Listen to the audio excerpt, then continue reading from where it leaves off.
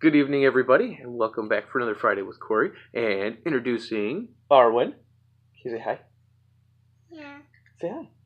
You can say hi. No? Alright, she doesn't want to say hi. But this is my daughter, Arwen, and she's going to join me for tonight's video.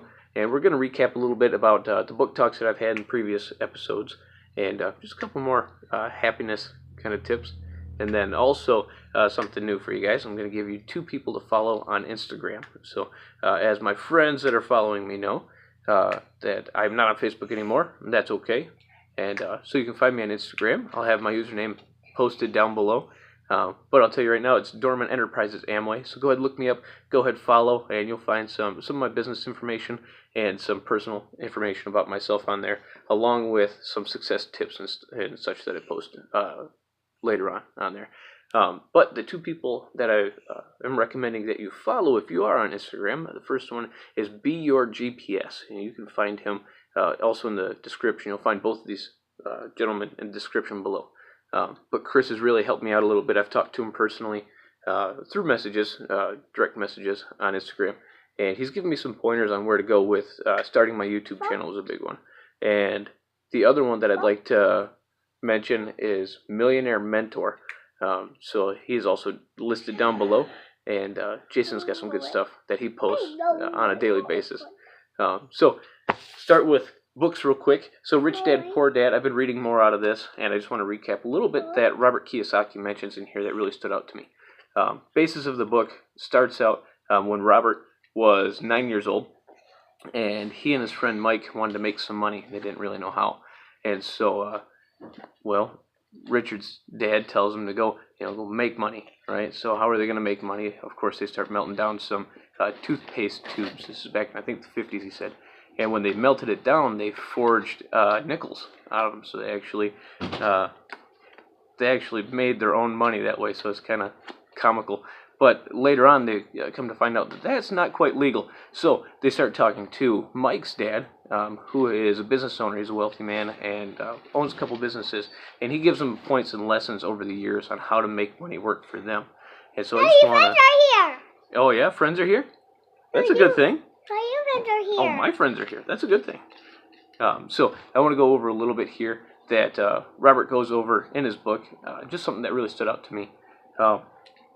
Let's see here. So Robert's dad worked many hours, worked a full-time job, but he had a lot of money, and he did have a nice house.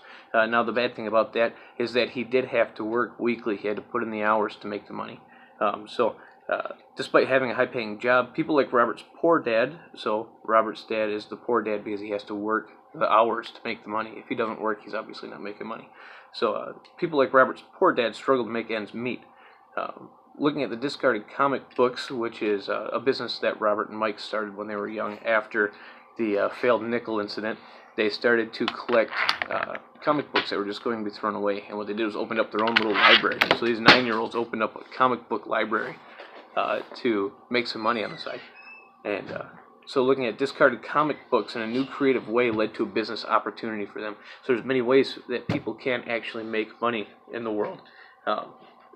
Millions of ways. It's limitless as to how you can make money. You don't have to work a full-time job. If it's just making something yourself, that's a great way to make money. If you have original ideas, work off of those. Don't hold back. Later on in your life, you might look back and say, "Oh, I wish I really would have done that." Or someone else might come out with something very similar. You know what? I had that idea first. So act on those thoughts. Don't let the future bring you down when somebody else has made a million off of them. And let's see here. So something else is a subconscious moment that Robert had. He says people let the emotions of fear and greed rule their lives. So I would say Richard's dad, being the poor dad, he stayed at his job, made a bunch of money, right? Spent it all on a nice house and such. But he couldn't leave that job because he was afraid. He now had this house payment. He had a car payment. He had to take care of his family. He was afraid that if he left that job, he wouldn't be able to support them. And so he let that fear kind of rule his world, essentially, his money-making aspect. And the chapters that I just finished reading were about how to get over that fear of losing. You're not going to be successful overnight.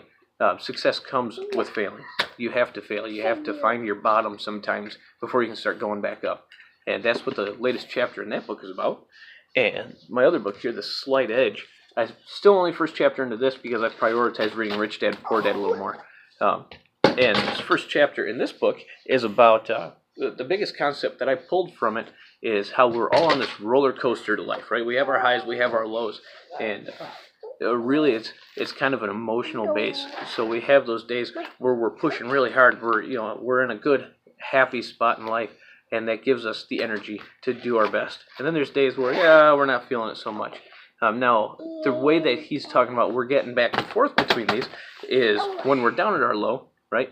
We do these small things. We realize something has to change for us to get up to this happy point again. And what he's saying changes are these simple ways that we act towards other people. So the way we treat people, the way we talk, the way that we show that we care. These are all very simple little ways that we can do every day. And when we start doing those, we start seeing ourselves come back up to this happy position. And once we get to a spot where we're comfortable, it's comfortable with what we're making for money, comfortable with how our life's going, we kind of stop doing those little everyday things. And when we stop doing those, we plateau. And then eventually, we start to subside and go back down. And so what he's saying, so far in this first chapter of The Slight Edge, is that if you continue to do those small little things, you'll see yourself, you'll pass your plateau point, and you'll keep climbing to a point of success. And he's saying that that's a very effective way to get to a point of success. And so those are the books that I've gone over so far with everybody in previous videos. And a couple other points, just for happiness' sake. Really a big factor in most people's lives for being happy are the groups of people that they find themselves talking to, being around. If you have friends that belittle you and they put you down, they're not going to be people that are going to bring you up, right? Obviously, they're putting you down. Sometimes you have to turn away from those people. You have to find a group of people that are going to build you up. In these books and with other people that I followed on Instagram, reading posts that they put and such, they really say that you have to pick people that are successful, right? You follow people that you want to be like. If you want to be successful, you want to make $1 million, or you want to make $1 billion, right? You're going to follow people like, Bill Gates, and such like that. You're not going to follow this Joe Schmo working at Hamburger Shack up the road. He's not making $1 million. He might not have the ethics.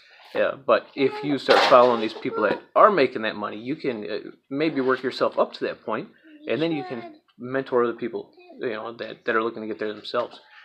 So that's a big point in happiness and in money making, is finding the right group of people that you want to be around.